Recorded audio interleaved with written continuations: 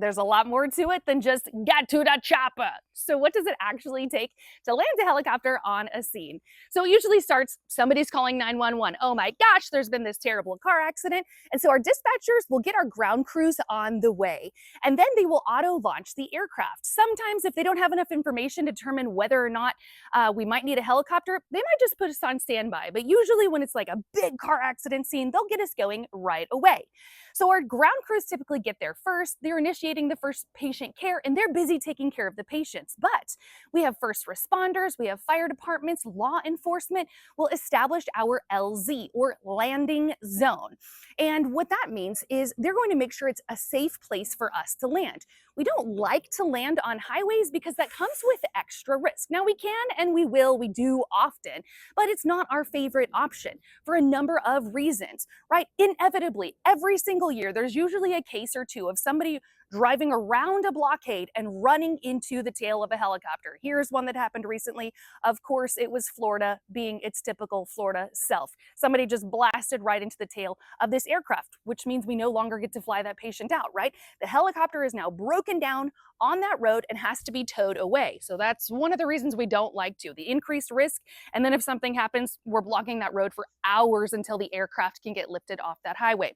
So we do love it when people will, if we do have to land on a roadway, if they'll park an apparatus, because that guarantees safety, right? Nobody can plow through a fire truck to get to us.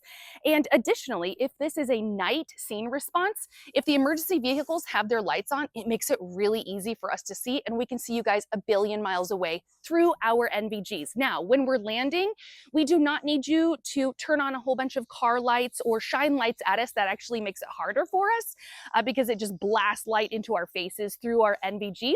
With our NVGs, we can usually land pretty safely.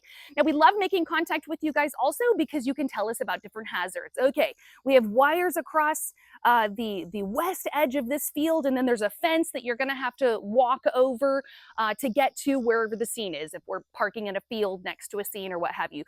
It's helpful when people tell us about the wind direction and wind speed on scene.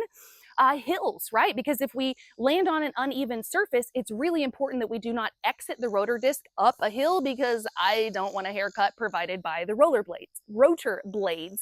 Additionally, if we're landing on, say, a dirt road, which is very common in these rural communities where a lot of HEM services operate, it's really helpful if fire crews can get there and wet down the roads if it's been particularly dry, because what can happen is a brownout. As we're landing, the rotor disc creates all of this wind, and then everybody just gets sandblasted and we can't see where we are because it's just dirt everywhere. Now, so a few things that can further complicate a scene landing is if we have multiple aircraft. So what happens is dispatch usually gives both aircraft a heads up, or if there are multiple dispatchers from two different flight companies, they will communicate with each other, give the pilots a heads up, and then the pilots can talk to each other. We don't want to be landing or taking off at the same time. So usually they coordinate that with each other. Here is a video sent in by one of my followers, Dennis, and he said that this pilot, Steve, is a pretty awesome pilot. So we always communicate with each other, take turns landing and taking off, and making sure we're giving everybody plenty of room for their rotor disc. So what are some things that you might have learned in some of your LZ classes about providing a safe LZ for your local flight crews? By the way, we really appreciate those of you who put in the time to make this work really well for us and keep everybody safe, from flight crews to patients and you guys on the ground.